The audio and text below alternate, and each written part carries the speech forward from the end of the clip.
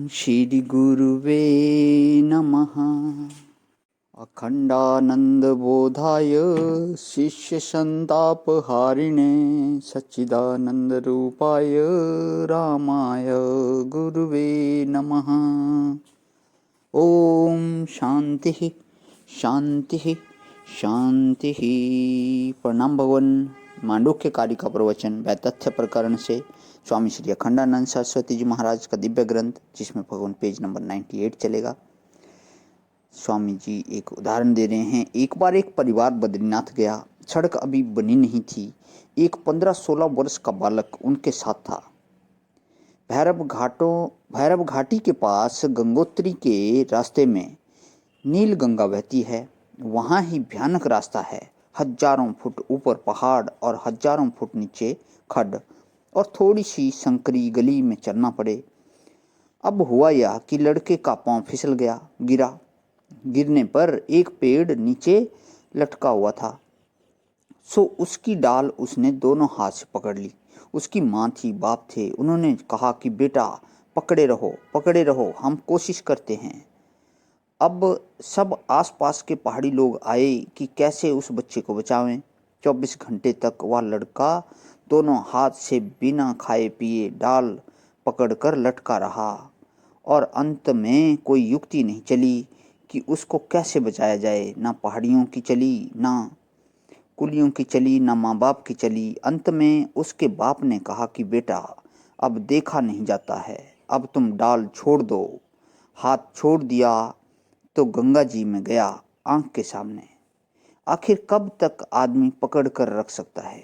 एक स्त्री किसी को चाहती नहीं है, अपने पति को नहीं चाहती है और वह चाहता है कि हम तो तुमको पकड़े रहेंगे। पति पत्नी को नहीं चाहता है और वह चाहती है कि हम तुमको पकड़े रहेंगे। कब तक पकड़ कर रखेंगे। बेटा बाप को नहीं चाहता है, बाप बेटे को नहीं चाहता है। मुट्ठी बांध कर हम 24 घंटे नहीं रह सकते। देखो, यह वेदांत ने सहज भाव की रहनी बताई है। तो जागृत अवस्था बदल जाती है, स्वप्नावस्था बदल जाती है, सुसुप्ति अवस्था बदल जाती है। शांति ही शांति ही शांति ही। जब जीव मौन होती है और मन मौन होता है, तब आत्मा की वाणी मुखरित होती है। आप अपने को भीतर करो तो देखो क्या आश्चर्यजनक दृश्य दिखते हैं। हमारे गांव में उसको बोरो बोलते हैं। बोरो के माने हैं अब वर्षा होगी। आप आकाश में कभी कभी इंद्रधनुष देखते हो तो उसमें क्या होता है कि आकाश में कुछ बादल होते हैं और उस पर सूर्य की किरणें पड़कर टेढ़ी हो जाती हैं। तो जो सूर्य की किरणों का वक्री भवन होता है, उससे भी किरणें रंग बिरंगी होकर दिखती हैं। तो ऐसे ही जब हमारे मन की किरणें शरीर में फैलती हैं, एक एक नस नाड़ी से उंगली में आती हैं, पाँव में आती हैं, हाथ में आती हैं, तो जब हम इनको मोड़ते हैं कि अरे ओ मन की रश्मियों बाहर मत जाओ, भीतर रहो, तो उनका वक्री भवन होता है, वे टेढ़ी हो जाती हैं। तब वह झांकी दिखती है जो दुनिया में बाहर नहीं दिखती। रस गगन गुफा में अजर झरे, सुरती बहुरिया छाई निज देश। जहाँ न सूरत जहाँ न मूरत, पूर्ण घनी दिनेश।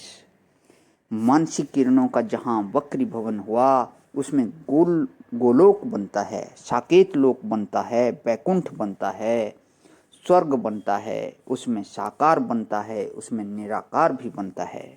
यह बाह्य स्वप्न का नाम जगत है और अंतर स्वप्न का नाम गोलोक, वैकुंठ, साकेत, स्वर्ग है। शांति का नाम निराकार ईश्वर महादेव और जो दृष्टा साक्षी है, जो इसमें एक रस है, वह अपना आपा। पूर्व पश्चिम उत्तर दक्षिण ये सब सिद्ध पदार्थ नहीं हैं। क्यों? या घड़ी कहाँ है बताओ? पूर्व है कि पश्चिम है कि उत्तर है कि दक्षिण है? आप कहोगे कि उत्तर है, तो मैं तुरंत कह दूंगा कि दक्षिण है। एक कहेगा कि पश्चिम है तो दूसरा कहेगा कि नहीं पूर्व है। ऊपर बैठने वाले कहेंगे कि नीचे है और नीचे बैठने वाले कहेंगे कि ऊपर है, तो यह घड़ी कहाँ है?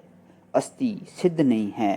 पूर्व पश्चिम उत्तर दक्षिण अस्थि सिद्ध नहीं है, केवल भांति सिद्ध है। और जो समय है 1 मिनट 2 मिनट 7 संवत्सर कल्प आदि, ये सब भी अस्थि सिद्ध नहीं है, भांति सिद्ध है। यह हमारा दोस्त है, यह दुश्मन है, यह भी अस्थि सिद्ध नहीं है, यह भी भांति सिद्ध है। भासता है ऐसा है नहीं। प्रणाम भगवान। आज यहीं विराम। ओम शांति शांति शांति।